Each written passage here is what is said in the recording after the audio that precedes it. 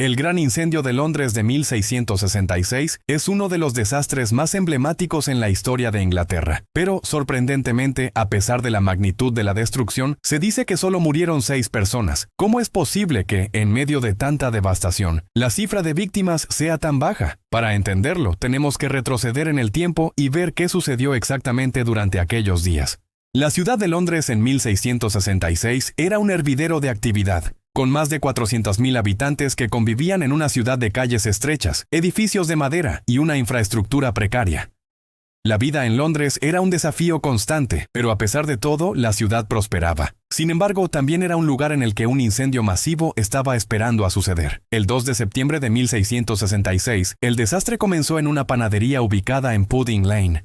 La pequeña chispa que salió de un horno de pan rápidamente se transformó en un fuego incontrolable. En un mundo sin electricidad, sin bomberos organizados y sin medios de comunicación modernos, el incendio se extendió a una velocidad asombrosa. En cuestión de horas, el fuego comenzó a consumir las casas, tiendas y mercados de la ciudad, devastando todo a su paso. Ahora imagina por un momento la escena. Una ciudad completamente desprotegida. Las llamas iluminando el cielo nocturno y el caos total. No había bomberos como los conocemos hoy. En su lugar, los habitantes luchaban por salvar lo poco que podían, utilizando cubos de agua, bombas manuales y cualquier cosa que pudieran encontrar. Mientras tanto, el fuego se desataba con una furia imparable, alimentado por los materiales inflamables de las casas de madera y la falta de medidas de seguridad adecuadas. A medida que las llamas se descontrolaban, la gente comenzaba a huir, pero había un factor que complicaba aún más las cosas: la densidad de la población y la estructura de la ciudad. Las calles eran estrechas y laberínticas, lo que dificultaba enormemente la evacuación. En el caos, muchas personas quedaron atrapadas o no pudieron escapar a tiempo. Pero aquí es donde la historia da un giro inesperado. Cuando se realizó el recuento de víctimas tras el incendio, la cifra final fue sorprendentemente baja. Solo se registraron 6 muertes confirmadas. Esto ha desconcertado a muchos durante siglos. ¿Cómo pudo ser tan bajo el número de muertos, considerando la magnitud del incendio y el caos que se vivió? Para algunos, la respuesta está en la naturaleza misma del incendio y las circunstancias que rodearon la tragedia.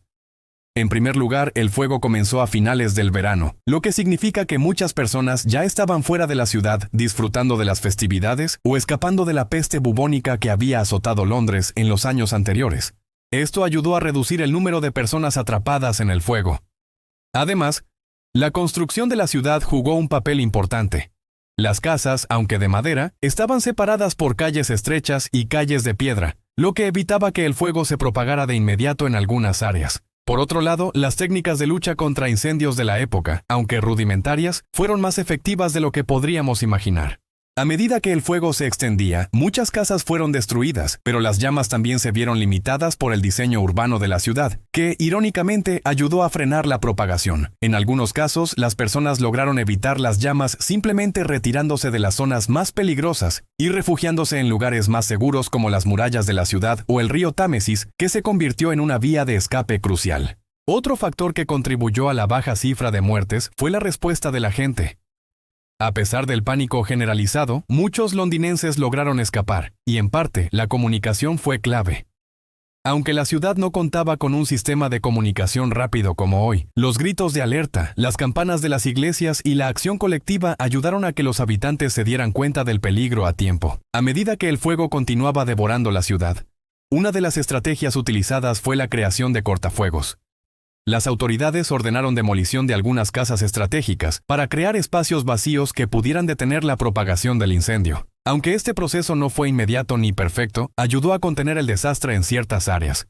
Mientras tanto, los residentes que lograron escapar encontraron refugio en los terrenos circundantes, y algunos incluso se refugiaron en la ribera del río, donde el fuego no pudo alcanzarlos. Además, la respuesta oficial del gobierno y los esfuerzos de los ciudadanos fueron esenciales. Aunque muchos de los recursos disponibles eran limitados, la colaboración entre los londinenses y la intervención de los soldados y autoridades locales ayudaron a frenar el avance de las llamas. Esto, por supuesto, no evitó que la ciudad quedara arrasada, pero sí salvó más vidas de las que se podrían haber esperado en un incendio de tal magnitud. Es importante recordar que, si bien la cifra de muertes oficiales es baja, los efectos del incendio fueron devastadores de otras maneras. Más de 80,000 personas quedaron sin hogar, y más de 87 iglesias, incluyendo la famosa Catedral de San Pablo, fueron destruidas. El daño material fue incalculable. La reconstrucción de Londres tomó años, y el trauma social y económico fue profundo. Sin embargo, el bajo número de víctimas mortales es un testimonio de la capacidad humana para sobrevivir y adaptarse incluso en circunstancias extremas. Y si pensamos en el legado del gran incendio, nos damos cuenta de que su impacto fue mucho más allá de la simple destrucción. Después del desastre, se implementaron nuevas leyes de construcción y medidas de seguridad más estrictas. Londres, aunque devastada, emergió de las cenizas con una visión renovada. Se introdujeron mejoras en la infraestructura y en las técnicas de lucha contra incendios, lo que ayudó a proteger a la ciudad en el futuro. Pero el gran incendio de Londres de 1666 no solo es un recordatorio de lo que la ciudad sufrió, sino también de cómo una tragedia puede ser transformada en una oportunidad para la renovación.